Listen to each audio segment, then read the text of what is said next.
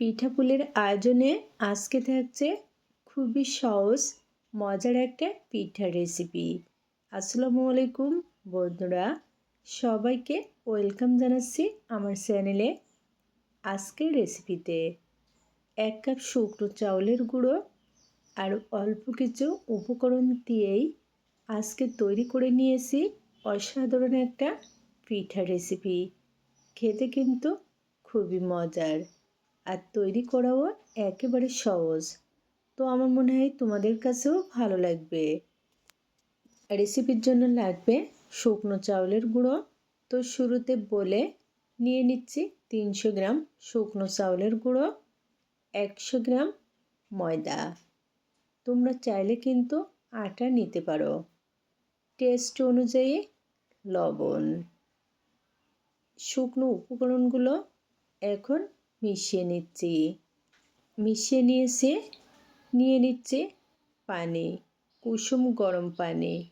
যেহেতু এখানে শুকনো চাউলের গুঁড়ো আছে, এই জন্য এই ব্যাটারটা কিন্তু কুসুম গরম পানি দিয়ে তৈরি করতে হবে। আর সবটুকু পানি একসাথে ঢেলে না দিয়ে এরকম অল্প অল্প করে পানি দিয়ে ঘন ব্যাটার তৈরি করে নিচ্ছি। দেখো ভালো করে মিশিয়ে নিয়েছি। এখন এর ভিতরে আর কোনো দলা নেই। তো নিয়ে নিচ্ছি 2 টেবিল চামচ নারকেল কোড়ানো, 2 টেবিল চামচ সাদা তেল, 1 টেবিল চামচ গুঁড়ো দুধ আর 2 টেবিল চামচ খেজুরের গুড়। বন্ধুরা, এখানে আমি খেজুরের গুড় নিয়েছি। তোমরা চাইলে কিন্তু গুড়ের পরিবর্তে চিনি দিয়েও সেম কায়দায় এই পিঠাটা তৈরি করে নিতে পারো। সব উপকরণগুলো ফাইনালি মিশিয়ে নেওয়া হয়ে গেছে।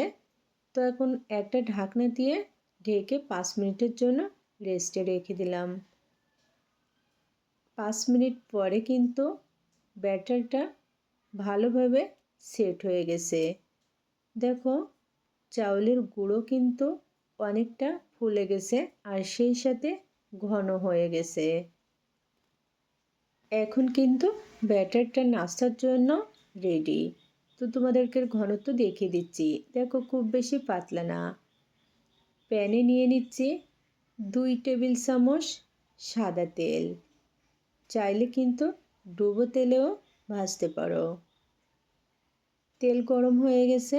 ব্যাটার আবারও ভালোভাবে মিশিয়ে নিয়ে 1 চামচ দিয়ে দিলাম। এখানে ব্যাটার দেওয়ার পরে কিন্তু চামচের সাহায্যে কোনো রকম মেলে দেওয়ার দরকার নেই। এখন চুলার আঁচটা মিডিয়াম টু লোতে রেখে একটা ঢাকনা দিয়ে 3 মিনিটের জন্য ঢেকে দিলাম। দেখো উপরটা কিন্তু শুকিয়ে গেছে। তারপরেও এরকম একটু তেল দিয়ে নিচ্ছি। যদি কোনো রকম নরম থাকে তাহলে কিন্তু শুকিয়ে যাবে। এখন উল্টে নিচ্ছি। আজকের নাস্তাটা কিন্তু তৈরি করা একেবারে সহজ। চাইলে কিন্তু তোমরা বিকালে চায়ের সাথে খাওয়ার জন্য এই নাস্তাটা ঝটপট তৈরি করে নিতে পারো। কয়েকবার নাস্তাটা উল্টে পাল্টে ভালো করে ভেজে নিচ্ছি। একটু সময় নিয়ে ভাজতে হবে যেন ভিতরটা কাঁচা না থাকে। বেশ কিছুক্ষণ উল্টে পাল্টে ভালো করে ভেজে নিয়েছি। এখন নাস্তা রেডি। তেল ছেঁকে তুলে নিচ্ছি।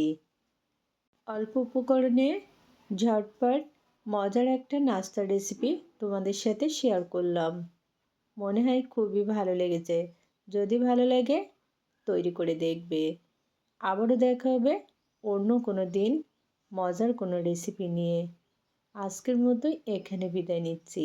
খোদা হাফেজ।